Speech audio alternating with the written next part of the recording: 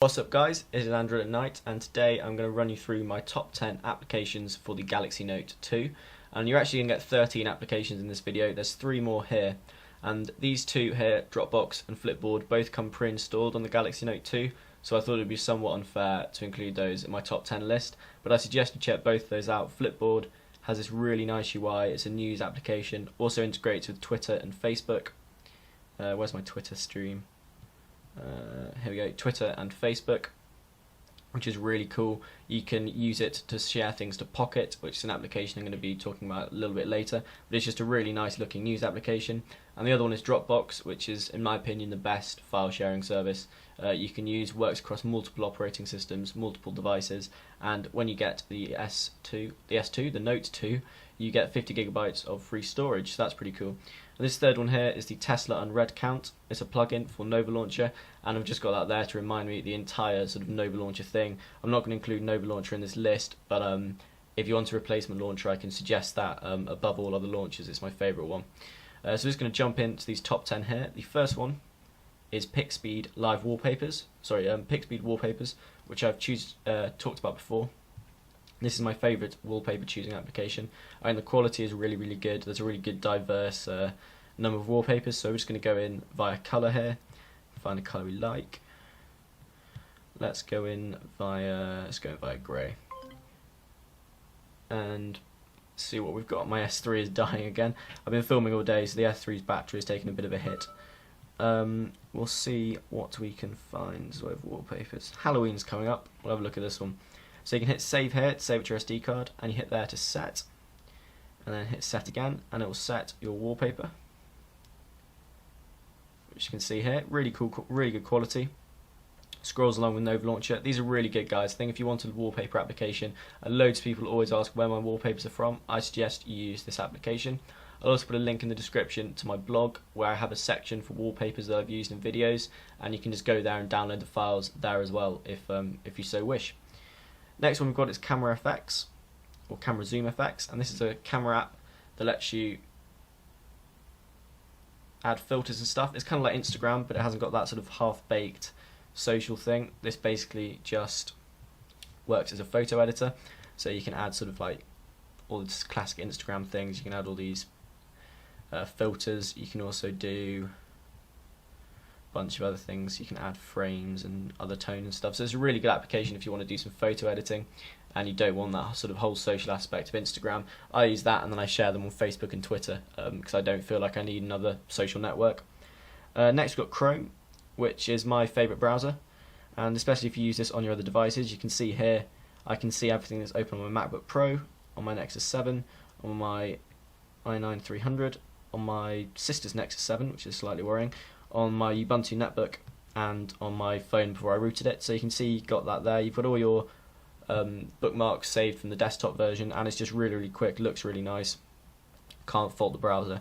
Next one is Evernote, which I've talked about before. This is my favourite notes application, and again syncs over all your operating systems and all your devices. So for example here I have a videos notebook. I'm going to open that, and you can see here Note 2, and this is just some things I've done videos on, so there's some videos I'm going to do. This one is that list I was using earlier on my Nexus 7 to do my tips and tricks video. So you can see all that syncs across. It's got a really nice Holo UI, which I really like, and it's just a really tidy looking application, and it's really powerful if you do need a notes app that syncs across all your devices. Next up we've got Boyd Beta, which is in my opinion the best Twitter client at the moment. I'm still waiting for Carbon to come out, but in the meantime I've been using this and it seems pretty good. You can scroll across, so it's got that sort of holo theme. You can see your messages, your mentions, things like that. Has good notification system, so I think if you do want a Twitter client, I suggest that one. Next up we've got Pocket, which is the app I mentioned earlier, and this basically allows you to save web pages, blog articles. So for example you can save from Flipboard, you can save from Twitter, and this just gives you a place where you can read them offline, and you can also read them on any device that you sign into. So I've got Pocket installed on all my Android devices and on my MacBook. So for example I saved this earlier from Flipboard on my S3, and I can now read it here, and I can read it on my MacBook. I can also read it offline, and then if I am online I can use all the hyperlinks and things. So that's a really good application if you want somewhere you can save all your stuff to read later, which is what it's really for. So if you're on the tube or you're on the train or you don't have time to read an article, you can save it for later. It's got a really nice UI, and I just really like it, guys. It's also now free, which is also a bonus. Solid Explorer is the next one, and this is an application I've talked about before as probably the best file explorer on Android. You've got this dual column setup, so you can set one column up to be, say, your Dropbox, and then you can drag and drop. But it's also just really powerful as far as actually looking through the device goes. And there's not actually anything on this note at the moment, so I can't really show you it. But it's a really nice file manager, and it definitely surpasses the stock one. Next, we have SwiftKey 3, which is my favourite keyboard. So you can see all the settings here. There's a bunch of themes, things like that. I'm just going to type something just to give you an idea how good it is.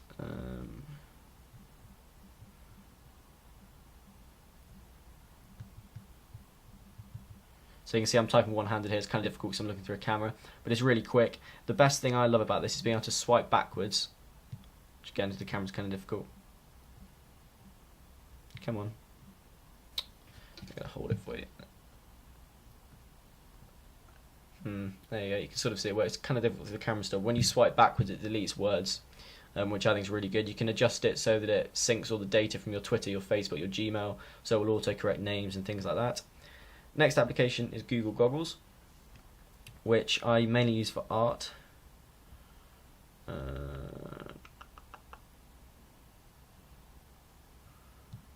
going to set this up for the first time. I'm going to use my Gmail. Allow access. Now what this actually do is scan things like QR codes and things like that, but it also lets you take photos. For example, you can see here I've been taking photos of paintings, and it will actually tell you what the painting is. You can find more information about it online, that sort of thing, and it works with logos, so I imagine it will probably work with this little mat I've got here. I'm not sure if we'll pick up the Android or the Apple, probably the Apple, because it's most prominent. No, it didn't. So you see that it's actually pulled up the get to rotate. Okay, it's actually pulled up the Android t-shirt that I've bought. So I think I've gone out of frame there. So it's actually pulled up the Android t-shirt that the t-shirt is, which is pretty impressive. So you can see Google Goggles is a really powerful app. And the last one is BeyondPod, which is my favourite podcast manager, which I need to actually set up, so I've just installed this. But this is really nice. It lets you just listen to podcasts, simple as that, but it works really nicely. It's really quick, downloads very quickly, and the interface is quite nice, and there's a widget. So I suggest that if you want to listen to podcasts. Right, guys, that's been my top 10 applications for the Galaxy Note 2, and if you've got any questions, please comment. If you've got any apps of your own, please stick them in the comments, and please subscribe, and I'll see you guys next time. Ta-ra!